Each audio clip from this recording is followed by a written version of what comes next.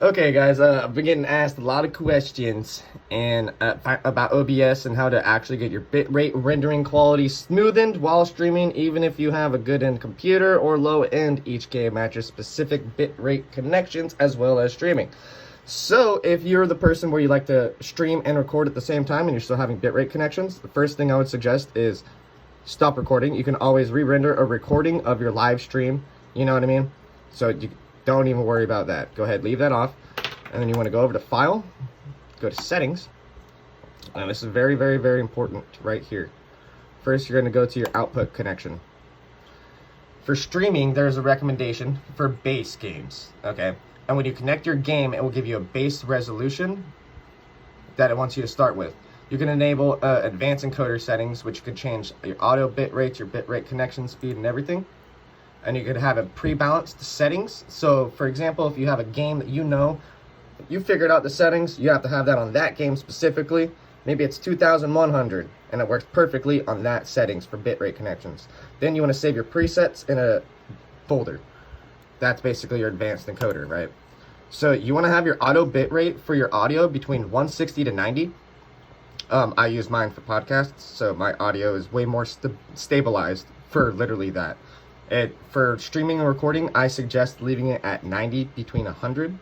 And this is mainly for, once again, if you're having a hard time buffering and loading into your streams, and or your stream is having a weird lagged delay, and what you're seeing on your computer is not what's on your stream remotely at all, right? So then you want to go to your stream settings. You want to always make sure it's connected either to your YouTube or Twitch. Never show your stream key. Always keep that hidden, right? There we go. Then you want to go to your video settings. Now this is important. Your canvas scaled resolution is your frames that is matched for the output of your screen. Every screen has a different range of those, so make sure to look that up and put it in your base canvas resolution, and your output scaled resolution is what's coming onto Twitch. Now that is something completely different. You want to leave that at 1280 to 720p or 190 to 1080p. Now those two settings are for 720p streaming and 1080p streaming. If you are having a hard time, you want to have that on these specific settings right here.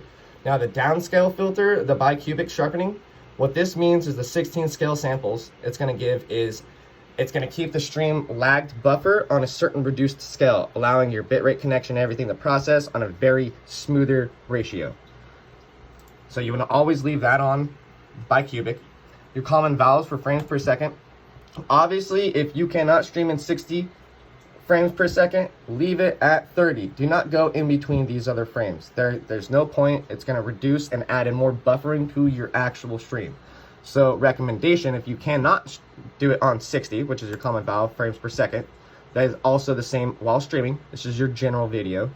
The new update added it in as a general video. Before, this was in your stream settings specifically. So, once again, 30, I'd recommend. But if you can, and it seems like everything is matching up perfect, and you have stabilized bitrate connection, and your stream is processing really super smooth, you can go ahead and try out 60. But remember, that is going to decrease a good chunk variable to it. And with that, guys, I hope this helped you out. Until then, you know what to do. Plum gang out. Scoot-a-loo-doo-doo.